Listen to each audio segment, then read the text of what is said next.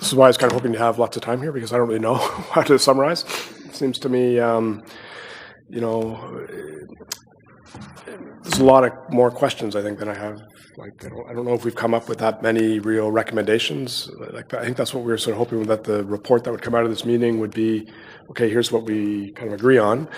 But maybe there are some, so it might be worthwhile to go back over what we've done and just think in terms of like, okay, here's things that we pretty much know we want to do. Here's things that we know needs more work. And then here's things that we, I don't know, the unknown unknowns or whatever the Dick Cheney quote is, right? But so Rumsfeld, actually. Yeah, Rumsfeld, right. So I don't know, maybe that's the way to go. We'll just sort of like, to me, I'm not sure that there's that many that really jump out that we've all agreed on, but if we sort of go back, my sense is this morning we were all kind of leaning towards this idea that we would have retain a Canadian standard that is aligned to the international standards, but we wouldn't just recommend get rid of RAD, just use ISAT-G. And I think an idea that's come up pretty frequently is that if we could separate a kind of articulation of the core elements as the standard that is the key thing we're maintaining versus a more detailed document, which is called the implementation guideline or whatever we're going to call it.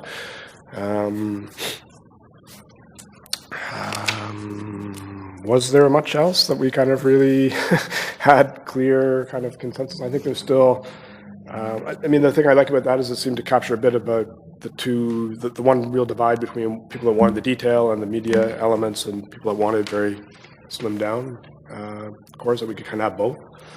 So I just wonder if CCAD, what would be the most useful for you in terms of the report? I know there was an interest in having recommendations, but would it be helpful, for instance, to have a record of all of our opinions about the recommendations? Like, do you need a sort of unanimous support for this idea of what sounds like it would be a major revision of RAD to be in alignment with ISAT-G? Like that, to me, that's the one big thing that I feel like we've talked about all day, and I don't recall there being a lot of opposition to that premise. It would be a substantial revision, though.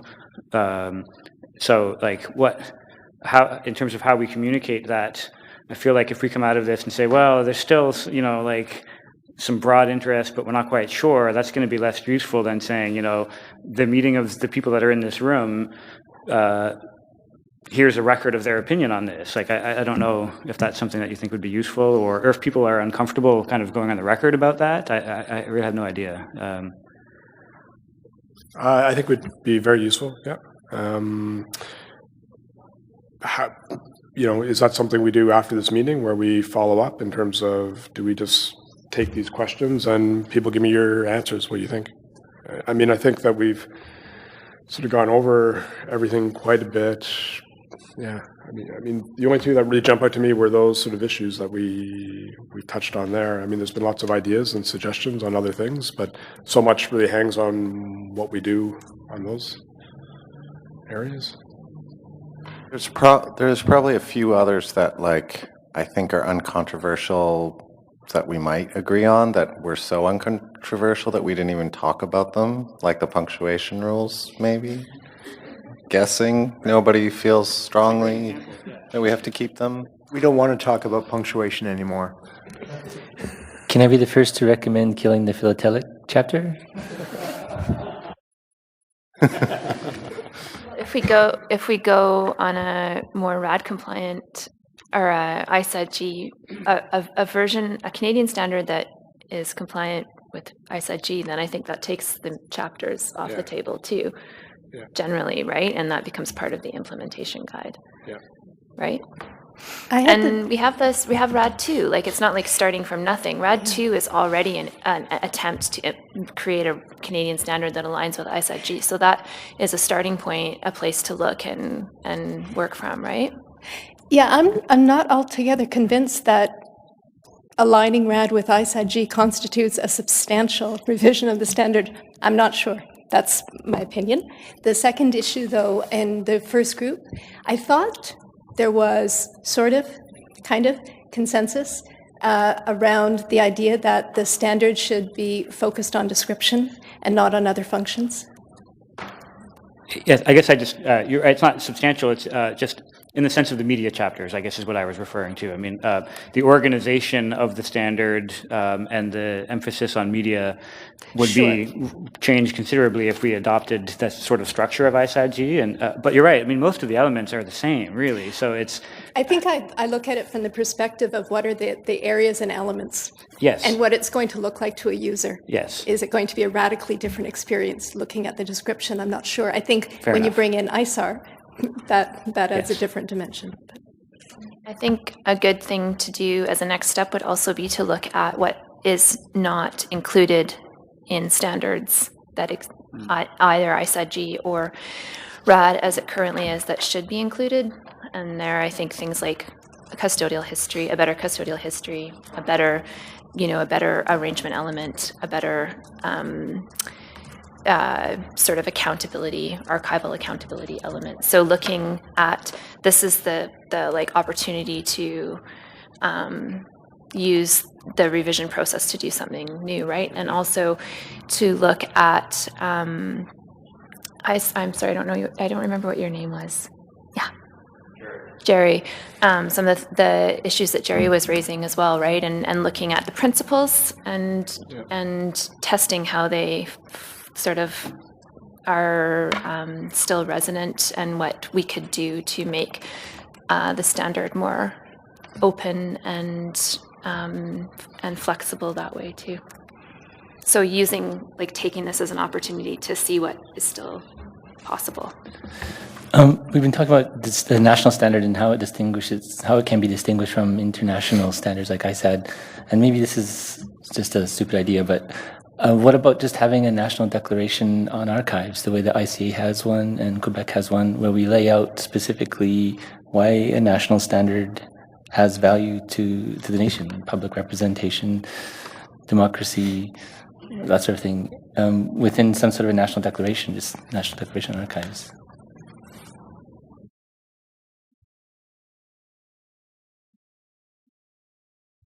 Are you thinking about the ICA statement, the principles of that on access, and taking a look at that as part of the process, and seeing how it might be adapted? Yeah, and what the Quebec Declaration as well, where they state some principles and say, we agree to follow.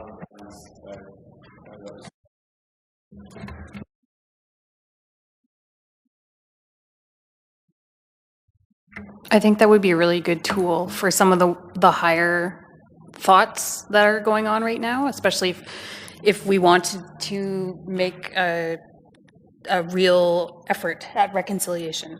Like, I think something at that level, and then working into the grassroots, there's opportunity there. Well, yeah, and I actually had to write the response for the RBCM to the TRC, and that was one of my thoughts, was when they're talking about a policy for archives, that if we had some sort of national declaration on archives, that could actually be part of their response to the TRC as well. Can I just ask how that differs in your thinking from our sort of professional codes of ethics, which address, I think, some of these issues, but also like the existing statement of principles, because it's starting to seem like perhaps a first, a next step for us is to begin by looking at the RAD statement of principles, from which all of the elements proceed, like some of these things about social inclusion, reconciliation. These are things that could be articulated in the statement of principles. I assume that we would need to look at that part of the standard as part of this process and examine what principles of RAD now sort of conflict with each other or are no longer relevant for us. And if we could begin this process by whatever it ends up being, I don't know that a national declaration on archives is, I think that goes a bit beyond what we're talking about, which is archival description. Well, yeah, but we're making a distinction between a national standard versus an international standard, and what would be the utility of having one on a national level versus... Well, for the same utility, I think for a principle that should be included in this new, if we are really going to adopt, try to align RAD with the ISAG, it seems to be the consensus, that needs to be articulated in the statement of principles, that this standard is a national implementation of the international standard. But it's not, right? But it will be when we fix it. I think that's what we're talking about, right? I mean, like, we're talking about trying to create a revised version of RAD that is in alignment with ISAD-G. That is in alignment with it, yeah. Yes. So that should be articulated in our statement of principles. Well, if you wanted to put it in the statement of principles or a national declaration, I mean, one or the other. But yeah, I'm it just should wondering. be stated clearly. That's what I'm Yes, saying. of course, yeah. Yeah. And doesn't that also go to the why of what we're doing this? So that could be used in terms of like getting things out to the public, to public archivists. And the why would be enshrined in that document because many of us could use that why with a lot of administrators. One thing I just want to point out really quickly is that the principles that underpin ISAD-G are all in RAD, and we have more. So that's not a new, and in terms of adoption of principles, it's not going to something that is more ISAD-G compliant, doesn't involve any other principles. But other things we could do with description, that might be something we want to look at in terms of the principles that underpin our implementation of ISAD-G. I don't want to jump to next steps necessarily, but I did have just a question just for group clarification, and then just a couple of next step question marks. Firstly, is it the general consensus around the table that we're paralleling a national adoption of ISAD-G with a national adoption of ISAR? Question mark. And then just from a procedural or next step perspective, are there formal proceedings coming from this session that would be promulgated to the community that would start the community's dialogue on this issue? And then further to that, would our first look at the process before we even start to worry about where the money for the whole thing is going to come from, to start to look at the principles of our capital description? Question marks. I've given you 3 question marks. I kind of think yes. Yes. And so it's like, I think ISAR, I think that's come up, that if we're going to have, we should do that. And I think that would give us a basis for plotting out. But I think to communicate that, here was the general consensus. I would say in terms of the ISAR stuff, then one of the follow-up activities that the CCA might do would be like a detailed analysis of DAX's incorporation of it, because it's pretty much ISAR just dropped into DAX, but determining where have they actually offered national guidance, where does it differ, where is it more specific than ISAR, how might we also consider that need for specificity, and how might it be different in our archival context? That could be a useful exercise for follow-up. So could the communication kind of be, we've kind of committed to go down this road. As the first step, it would be to really lay out what are the differences and what does that mean? And I think that was one of the comments that somebody made. I remember just saying to, just really articulate where these standards differ. So that seems to me one thing. And then we've also brought in the idea of the statement of principles. And as well, perhaps the same document, or perhaps even a separate document of a really quick statement, like Greg was saying, about why we want to change. Would be 3 things that would be sooner than later steps.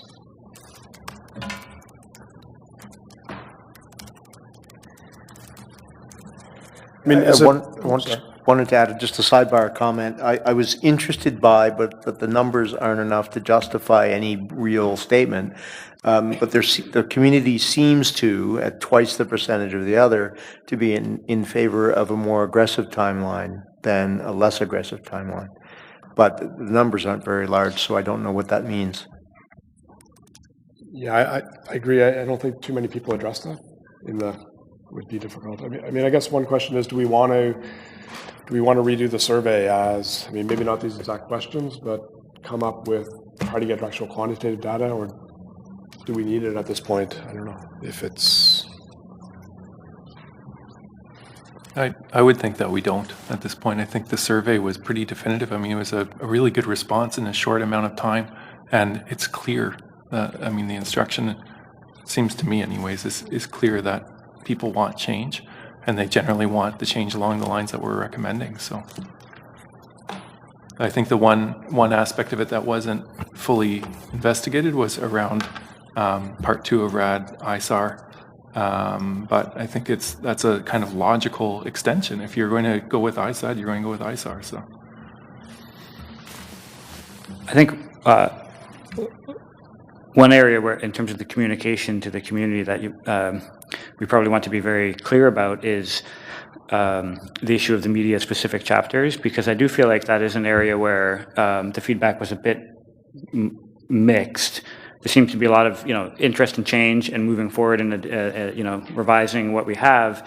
But I think if the communication is that we are going to look at revising RAD to be in alignment with ISAD-G, the flip side of that is that we're going to lose the media-specific chapters. And the guidance on media-specific issues will be addressed in this way, either with an implementation guide or guidance in the item level, file and item level sort of component of the standard. But so it's not where you're going to have no guidance on your different types of media, but the how that guidance is provided will be. That's, I think, the biggest change we're talking about, is how we provide guidance on media, the description of different types of media.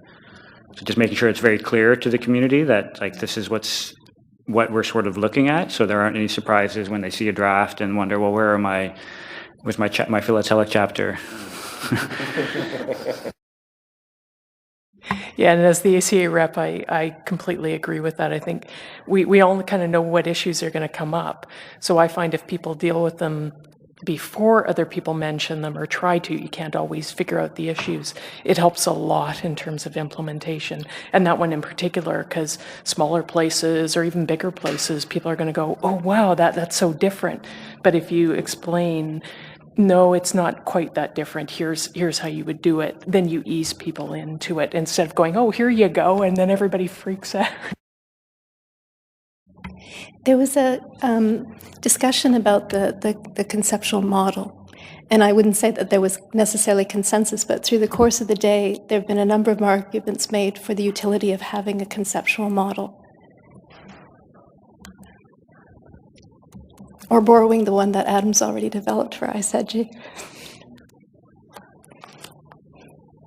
Thought there was also really interesting discussion around the treatment of digital records. And the idea that,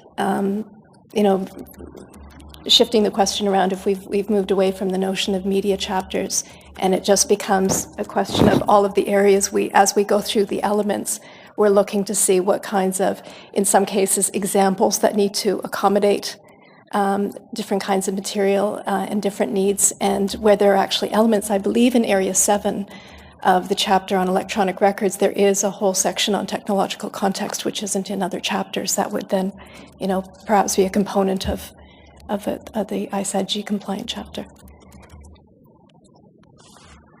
And also following up on that, if we had examples of things that are digitized as well as born digital, I think that'll help everybody a lot, because those are fun questions.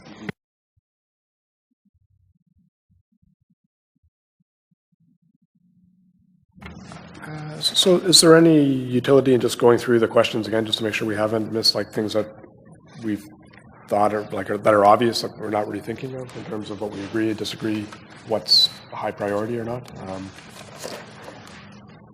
I think 2, we've settled questions. One about the separate Canadian standard. Strengths and RAD, we haven't really. Let's skip that one. But this question 4, the defects, this is what you've been talking about, I think, Jennifer. So just to capture those again, we're talking here about custodial history. We're talking Stuff the archivist does to the records. Right. Yeah. I can't remember who it was, but one of the councils reported their members asking for a preferred citation field, and I thought that was a really good example. It already exists in EAD. I believe DAX has it. this idea that's come up, this articulation of physical carrier content, does that fit in here? Or maybe that's more attaching to that idea that we come up with the conceptual model and we explore that there. Yeah, I think it needs to be addressed somehow. I mean, I don't know that there'd be a lot of buy-in in the idea of describing carriers, for instance, although I'm sort of personally interested in that. But just this idea that like one of the improvements that we're going to try to make involves content carrier relationship, or simply just saying electronic records, the description of electronic records, because I know we've been, are we actually describing thumb drives or like, floppy disks and things like that? Or should we, like prohibit that in our own institutional context and, make description happen after migration, for instance? Those are issues I think that we could address. It's a process, and maybe more so than description, but to just say, we're going to try to improve standardization of that kind of description, I think would be really useful. And maybe to broaden it out along the lines that RDA did, so to talk about manifestations rather than carriers and content, because to capture the concept of different formats as well. Yeah, and also if you think about it, when you do analog materials, you don't say what typewriter made the typewritten page. So that's why I've always wondered about why we deal with carriers, except in a digital preservation sense, because I need to know whether it was made on a Mac or PC to try to preserve it.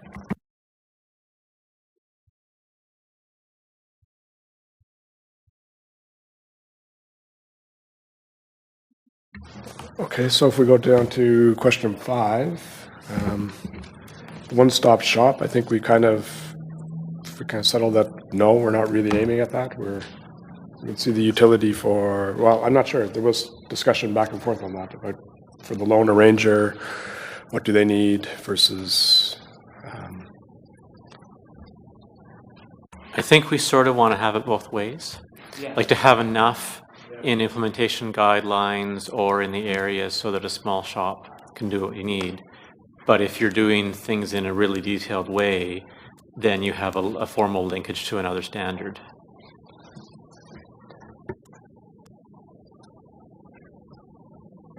Maybe one-stop shop in the sense of providing advice as to where to go next, but not necessarily including that as part of the standard. So.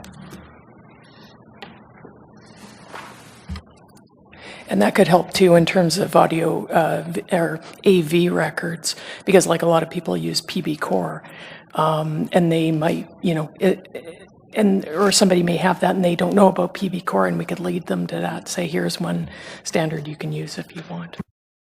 I think what needs to be clear, though, is that the standard is complete in itself, that one should be able to describe using just the standard. And then, perhaps a follow-on in the spirit of optionally or alternatively, we could add, advice for the persnickety that would provide additional options.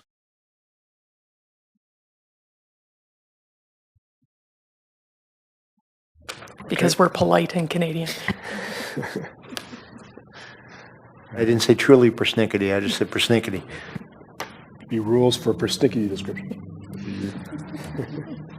Yeah. Okay, so for question 6, I think there was a consensus there to keep the focus on archival description, that there's value in these other standards, but we're not doing that with this.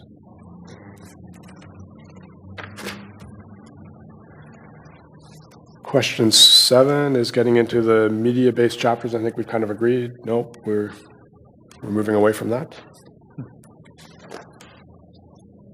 And I think we're agreed that we're moving away from the AACR2 kind of element names and so on, so in areas of description.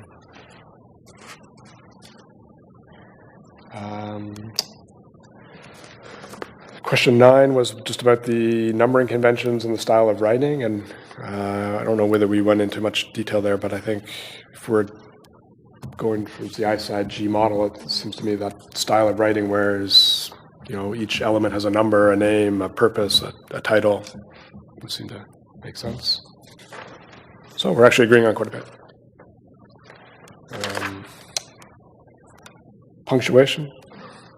Yes. This will be a selling feature. I don't want to be the lone voice for punctuation, but but at the same time, there is a sense in which we need to have guidance for how you formulate certain aspects of the data, like dates. That dates should conform to whatever the ISO standard is for how to formulate a date, and so on. So it's not necessarily punctuation related, but in instances where we need to have repetitive information, particularly dates, we should have a recommended practice, what style of date you use. Yeah. And I have to say, one of the things I really like in RAD is where they give you the uncertain date, the probable decade. Like, it's actually really useful because you can automate it really quickly too, right? So, anyway, that did come up in a number of comments where, especially where you do have, but I think this is because the data elements are not great. They're not well structured in RAD, where you have multiple elements in one statement. It is actually useful, that punctuation. But if we have a better presentation of the elements, I don't think we need it as much. Not that I want to mark 21 RAD, but I think the distinction needs to be made between interstitial punctuation between repetitive data elements and punctuation that is in essence the mark subfield code. So your space, colon, space between your physical description and other physical details. That's the kind of stuff you probably need to retain in some either prescribed subfield code or with a prescribed punctuation versus the interstitial stuff like the period space, dash space, which needs to go.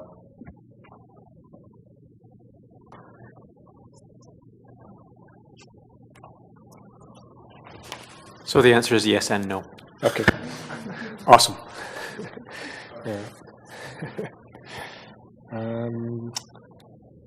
So question 11 was the data model, and I think we've all agreed it's a good thing to do, to pursue that, but needs more work. Question 12, the records in electronic form. Yes, we want to rethink through that. 13 premise, I think here we were kind of talking about, here's a place where you point, for the most part.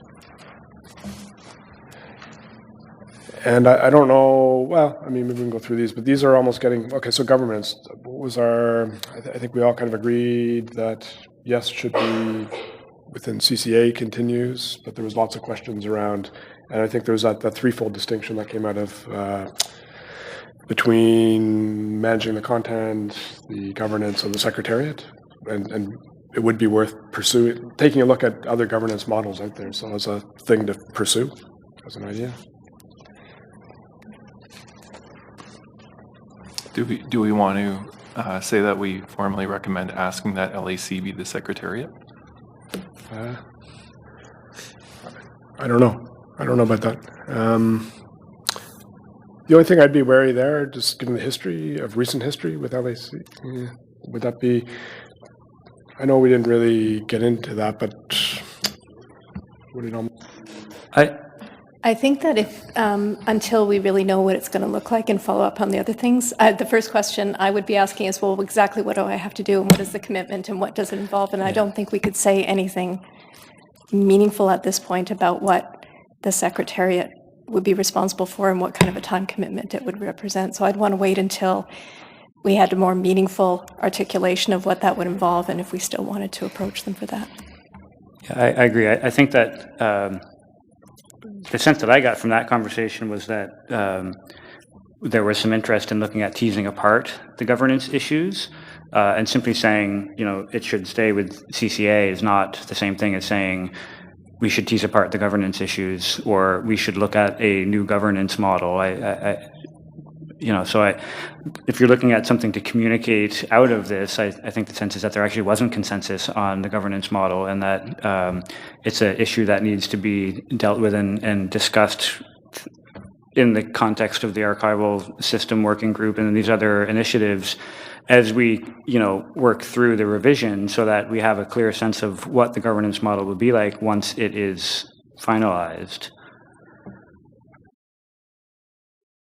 And that the governance model is very much tied to resourcing. and that we need resources. Resolved.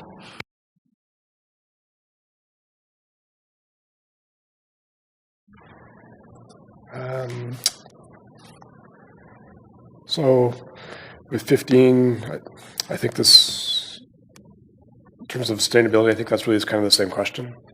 I think it follows the same. With the 16 around consultation, again, I think we've all agreed that, I don't know, is there, I mean, this again is very dependent on what we do, right? So I think it's about the commitment, though. Yeah, you the know, commi- like yeah, I think it's no, about there's yeah. a commitment to do consultation with a variety of groups, and it will happen in different ways, and regionally and nationally. That's the sense that I got, was that everyone thought that it was an important component. How we do it is not clear right now, but this commitment to sort of open and transparent process. Yep. I think even giving hints of the kinds of activities we might like to do and the kinds of groups we're hoping to consult, it can be a good precursor to community groups or individuals saying, oh, I'm going to get my list together and let them know that maybe the timeline. Sorry, I keep jumping in. I also just wonder about the previous question about cost. I do feel like there was some consensus that some version of this should be free. Whether or not there's a subscription, some other revenue streams that we try to create. There was some perhaps dissent about how that would look like, but and I'm not speaking for anyone here, but I think that there was a lot of commentary about the need to have no cost barriers for implementation, and so and that would be a useful position to have when it comes to talking about the governance and the resourcing as well. We're trying to resource something that we're going to give away.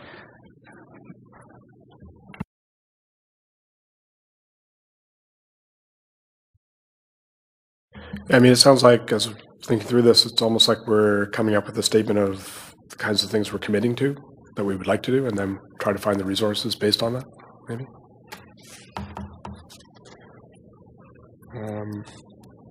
I think it might also be worth just noting, in addition to open content, the idea of the open development process too. I think you already mentioned that, but just to reiterate.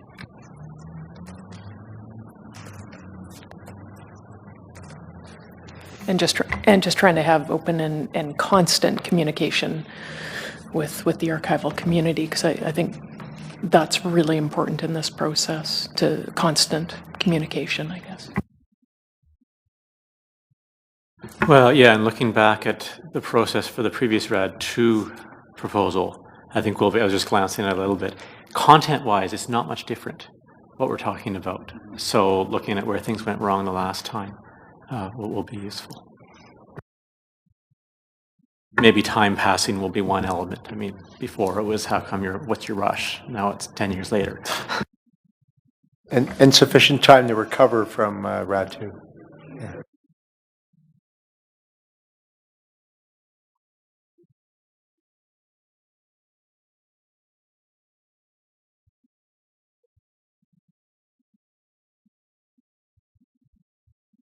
I don't know. Do we have much on 18? I think we've we're identifying our priorities now.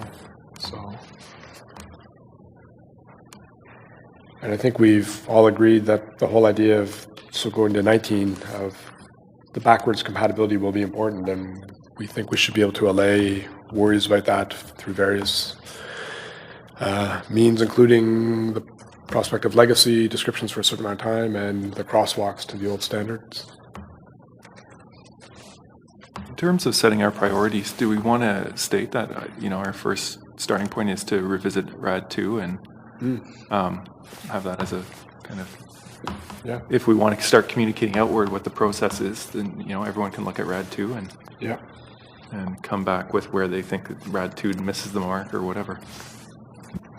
This is maybe a dumb question, but are we doing this? You didn't sign up for it? You didn't get that? Well, You we're need to supposed to be read the- making, read the small print. aren't we supposed to be making, I mean, the thing that went out said we were making recommendations to the CCA board. CCAD will be. From the results of this meeting, they'll pull together a document and they'll be making the recommendations. And then what happens after that? It depends on what the recommendations are. The document will go to LAC, and then there'll be a dialogue back and forth as to how we're going to proceed and how that's going to be resourced and what the framework will be. Because I just was thinking we're talking like we're all going to do this together, which sounds good. But, one of the comments on the survey said, who are these experts, right? So I think it's something, one of the comments said, like, who are these experts? What is this meeting of experts? Who are these experts? So I was just realizing that maybe I didn't understand the whole process. Like I knew we were making recommendations, and then are they coming back to this group? And then No, and one of the questions actually we received from the individuals that were invited to this meeting was, is there any other commitment beyond that? Because I'm not willing to make it. Just, I will attend and share my input, but we would come back to the community and to you with what the recommendations are. I'm not saying there'll be a massive consultation on those recommendations, but CCAD will take time to consider all the discussion here, consider the input they received from the survey. The document will be created, that'll fulfill our contract obligations, and then there'll be additional dialogue on how we're going to move forward. Thank you. Will we all have a chance to look at that document before it gets sent? No, the document, as I said, it's CCAD that's going to be pulling together that document. That was their commitment to do. If they choose to come back to you for additional comments, they might do so. It also depends on timing. We're running on a very compressed time frame. The final report has to be submitted in March, and it has to be translated as well for communication out. So.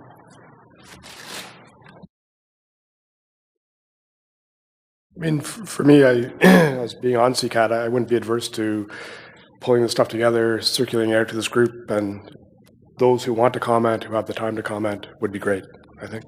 But again, as Chris is saying, the timeline might be tight, but I think it would be useful.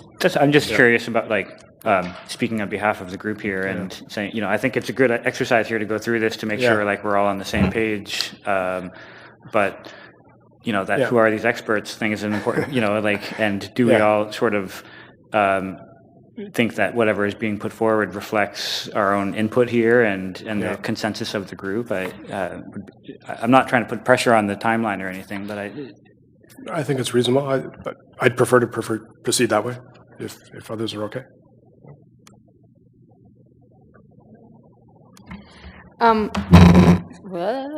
Just further to Jennifer, what you were saying and some of the feedback that we've had, I think, this is a major undertaking for the Canadian archival community, the likes of which we have not seen for some time. And it's also a sort of a point where we, within our community, can step forward and say, yes, I'm an expert on this. I teach it. I am a trainer. I'm an advisor. It's, I think, almost a moment where we have to sort of reestablish to ourselves the confidence in the mission that we have here. So, yeah. Yeah, I didn't want to question whether anybody was actually an expert. I was just thinking, if we were doing something with this, then we have to be accountable that way, yeah. But just to clarify, the accountability is with CCAD and the CCA Board of Directors. Your feedback is invaluable to that process, but CCAD is responsible for producing the first draft of the report. It's interesting. We did have a little discussion about that within CCAD over the whole terminology of the meeting of experts, because I think we all did feel kind of, it does seem a little bit strange sometimes, as opposed to, and I think the only objection is not that we don't think we're confident or anything, but it was more, I think sometimes it seems, just makes people roll their eyes when they get the feedback, if that's so, as opposed to kind of, just putting it out there to everyone. So 20 was, resources is, we've been talking about that all day, so we want them. Right? Yeah. I don't know.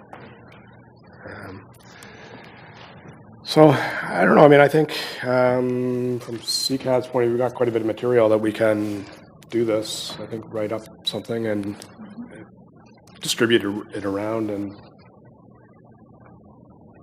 without pressure on those who have time or don't have time, to get the feedback and get it in by what's the date we're kind of looking at, do you think? Well, the first draft, when we initially talked about it, would be the second or third week of February. It was very fast. Okay. But we can talk about and communicate out a timeline to. Okay. You're not sleeping for the next 2 weeks. So we can communicate out a timeline to this group if they're interested. But again, there's no obligation. We did make a commitment. We just appreciated you sharing your time for this meeting. But those that do want to continue to feed into the process, we would welcome that too. Who are the members? I know Kat and Richard, but you? Okay. Right, you mentioned that too. Yeah, I'm the ACA rep. Right. And there are you as well? Oh my gosh.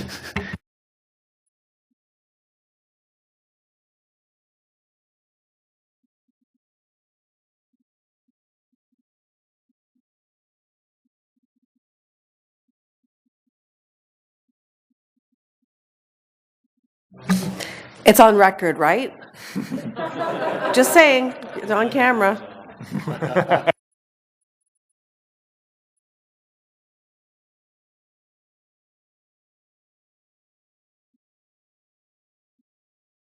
So I think we might be done at 10 to 5. That's pretty good.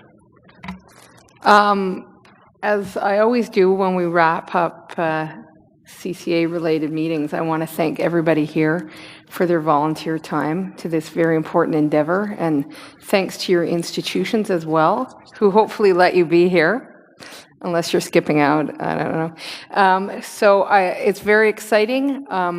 We've had, I think, a lot of very important discussions today. Provocative, occasionally provocative, and Ray is raising his hand. I don't want to interrupt, but I just thought I'd point out that we didn't get any comments from the students or the observers. Oh, yes. At the end, and I think that we should offer the floor to them now to make some comments. Yeah. I don't know. Okay. And I'd like to thank Francois for moderating. Thank you, keeping us on track. Yes, to the students, you'll tell your grandchildren about this one day. And of course to LAC for hosting us in this great big space. So, what? And thank you to the LAC staff. Oh yes, and to the staff, thank you very much, as always. Right? All right, thank you. Oh, and just add, thanks to the CCA secretary. It's been great. We wouldn't have been able to. Yeah.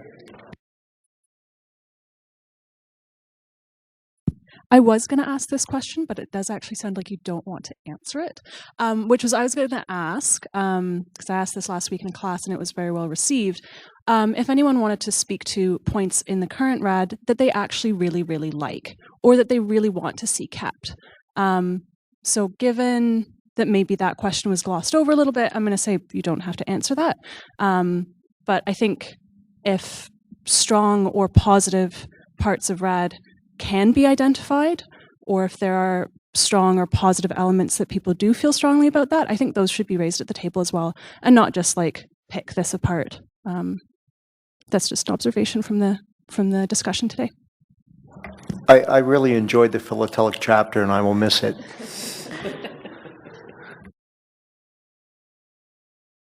Well, I guess I'll frame this as more recent changes, sort of a late stream.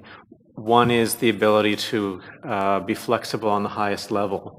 So especially provincial archives that are using the Australian series system are able to use the Canadian standard and not feel guilty for not fully embracing the full. And another is more rules for describing collections, artificial collections, which had been sort of a footnote perhaps in earlier versions.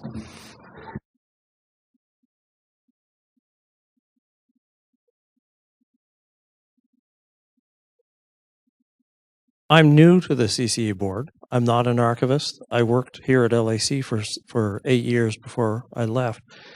I think two things that struck me. I have looked and read RAD. I've never read RAD 2. I think the scope of the change and the level of complexity that's being proposed here is very highly daunting for the community, given the circumstances that the community is in right now. The people who came here on a voluntary basis to offer their time and their expertise. I do think it is expertise, and I would not suggest you back away from using that word. But I think that the approach that's been proposed, whether it's the Canadian standard underneath an alignment of ISAD, is going to be key. And how that's explained, whether it's through a declaration, whether it's through a statement of principles, has to be made clear, not simply why it is to be done, but the importance of the community-based approach.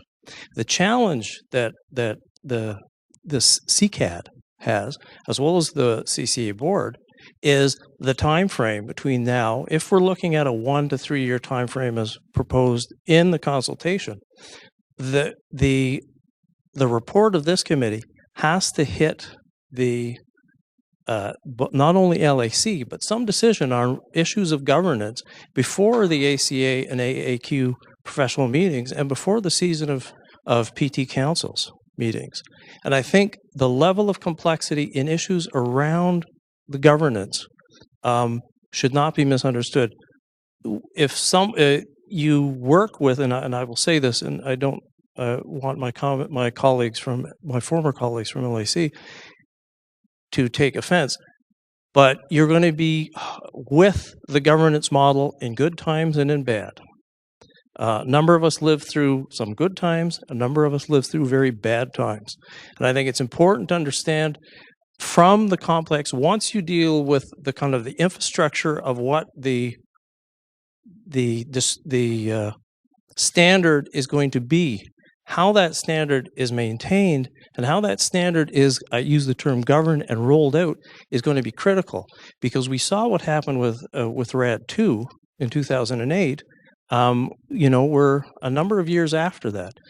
To have 50 participants in the first consultation between 85 and 90 is a very small number given the size of the archival community population at the time. We're looking at a very different time, and the level of complexity and the level of ability of your institutions or your organizations, whether it be on the national, provincial, municipal levels and councils, is pretty much, I will not use the word exhausted, but it's very close to being close to that. And I think the task that the CCAD has to put forward not only has to be doable, it has to be credible within the time frame that happens. And my level of expertise is not in archival description, it's in actually planning the plan. And there are some areas today that I found were very, very interesting, very important, but we went from a very specific area, a very general area down to very, very specifics, and there was a fairly significant gap of time and discussion if we go from there to there. And I think that's the part that will not only, I don't want to use the term tie up the next round of discussions, but will basically slow it down.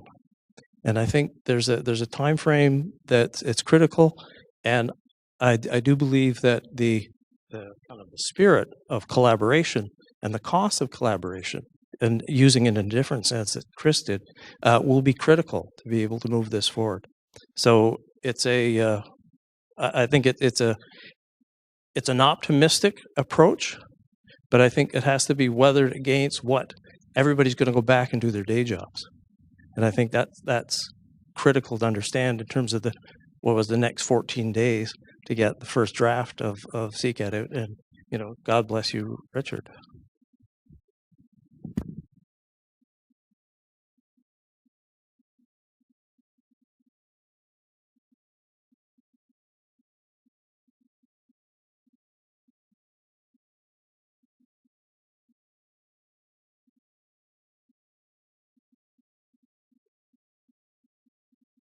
We do have RAD 2 though too, right? So we're not starting at nothing. So I think just to inject some optimism back in, I think we do have starting points. We're not completely rebuilding. I also think the last thing that we should communicate at this point is a timeline.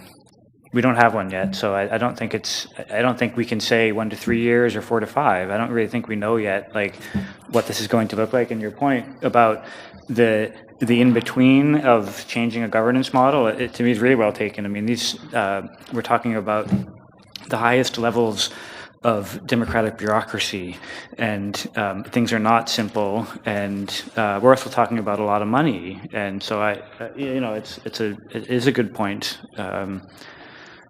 This kind of in between the change. We can talk about the standard, but if we don't continue that discussion about governance while we're doing that, we're going to get tied up. Basically, we can't make assumptions.